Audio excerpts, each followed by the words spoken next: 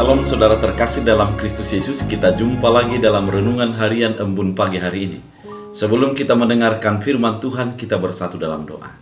Damai sejahtera Allah yang melampaui segala akal dan pikiran, itulah yang memelihara hati dan pikiranmu. Dalam Kristus Yesus Tuhan. Amin. Saudara terkasih dalam Kristus Yesus, firman Tuhan untuk kita pada hari ini diambil dari Yohanes 14 ayat 14.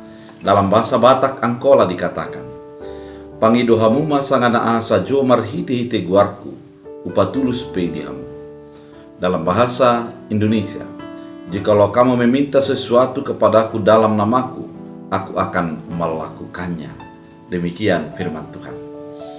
Saudara terkasih dalam Kristus Yesus, seandainya kita mau membeli sesuatu, dan kemudian apa yang mau kita beli itu tidak ada uang di kantong kita, dan ada seseorang mengatakan, "Sebut saja nama saya," maka dia akan memberikannya.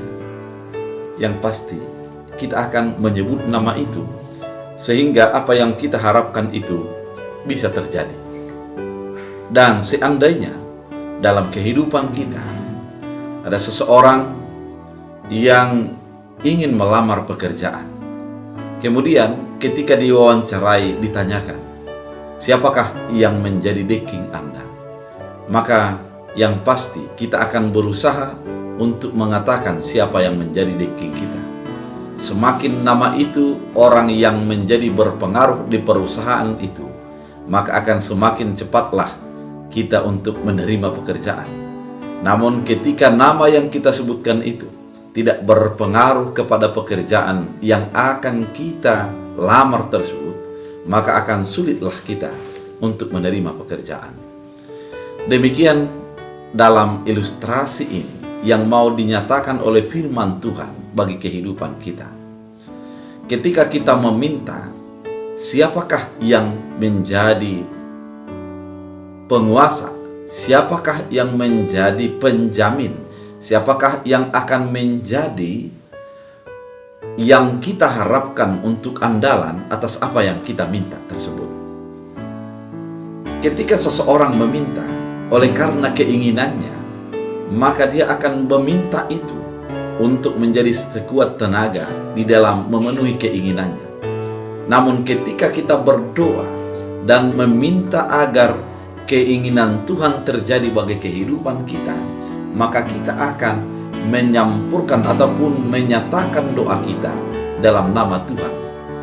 Itu yang dinyatakan oleh firman Tuhan pada saat ini. Ketika kita mengatakan berdoa dan meminta atas nama Yesus Kristus, yang pasti terlebih dahulu kita meyakini Yesus sepenuh hati dan menyerahkan atas keputusan Yesus terhadap apa yang kita minta tersebut. Ketika kita mengatakan bahwa menyerahkan sepenuhnya kepada keputusan Yesus terhadap apa yang kita ingini, yang pasti kita akan menjadi menyebut nama Yesus di dalam apa yang kita minta.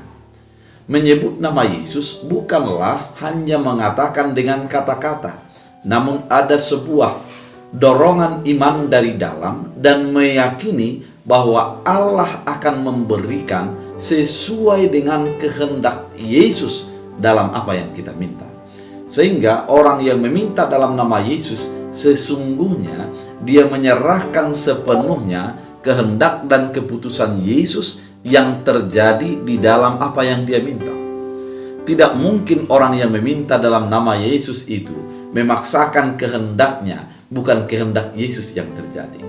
Yang kedua, orang yang meminta dalam nama Yesus, yang pasti orangnya mengakui dan mengimani dengan sepenuh hati atas kuasa dan keputusan Yesus dalam hidupnya.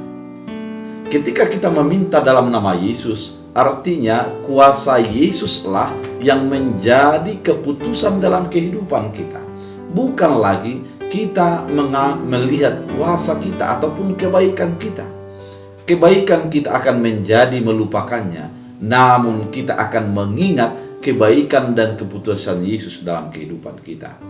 Firman ini merupakan sebuah jaminan bahwa siapa yang meminta dalam nama Yesus akan diberikan dan akan Tuhan melakukannya. Artinya ketika kita mengimani sepenuh hati, memberikan diri sepenuh hati kepada keputusan Yesus, maka Yesus akan memberikan sesuai dengan kehendak Yesus dalam kehidupan kita. Ketika kita menjadi sepenuh hati mempercayai atas keputusan Yesus itu, maka ketika kita berdoa dan ketika doa kita menjadi tidak diwujud nyatakan pada saat kita berdoa tersebut, maka iman kitalah yang menjadi berproses bahwa Tuhan sudah menjawab dan mengatakan tunggu dulu. Dan itu menjadi kita sabar untuk menanti keputusan dan kehendak Tuhan yang terjadi. Dan ketika Tuhan mengatakan bahwa tidak ataupun tidak baik untuk melakukan apa yang engkau minta, maka kita secara iman meyakini bahwa keputusan itu menjadi yang terbaik. Artinya, orang yang berdoa secara iman adalah orang yang menghayati doanya dan menghidupi doanya dan meyakini atas apa yang didoakannya dalam nama Yesus itu adalah merupakan yang terbaik dan keputusan yang terbaik dalam hidupnya. Saudara terkasih dalam Kristus Yesus, mungkin sudah sering kita berdoa dan merasa doa kita tidak sesuai dengan yang kita doakan, tidak sesuai dengan apa yang menjadi kenyataan. Namun orang beriman akan mengatakan bahwa hasil doanya itu sudah diputuskan oleh Allah dan ia menyerahkan sepenuhnya atas kehendak Allah dalam kehidupannya. Oleh karena itu saudara terkasih, mari mengimani doa kita dan di dalam berdoa juga kita beriman, sehingga kita tidak menjadi orang yang putus asa, namun orang yang tetap beriman di dalam segala keadaan dalam kehidupan kita. Tuhan Yesus memberkati. Kita berdoa. Terima kasih Tuhan Yesus atas firman yang Engkau taburkan, bahwa kami harus beriman dalam doa kami, dan kami berdoa harus mengimani apa yang kami doakan, sehingga segala keputusan Allah kami melihatnya adalah yang terbaik yang Tuhan berikan bagi kehidupan kami. Hamba berdoa bagi orang yang mendengarkan firman ini, yang memiliki pergumulan, yang merasa terasing, yang merasa terhianati oleh saudara ataupun orang-orang di sekitarnya. Biarlah Tuhan melingkupinya, Tuhan memberkatinya, Tuhan menguatkannya, dan Tuhan menjadikan dia menjadi pemenang atas segala apa yang terjadi, sehingga sukacita akan melimpah. Hamba berdoa kepada setiap yang ada pergumulan dalam pekerjaannya. Biarlah Tuhan yang menjadi turut campur tangan, menjadikan yang terbaik sesuai dengan iman dan sesuai dengan kasih karunia Tuhan. Terima kasih Bapa, jadikan firman dan doa kami ini menjadi sebuah kenyataan sebagai jawaban atas iman kami dalam Kristus Yesus. Amin. Tuhan Yesus memberkati.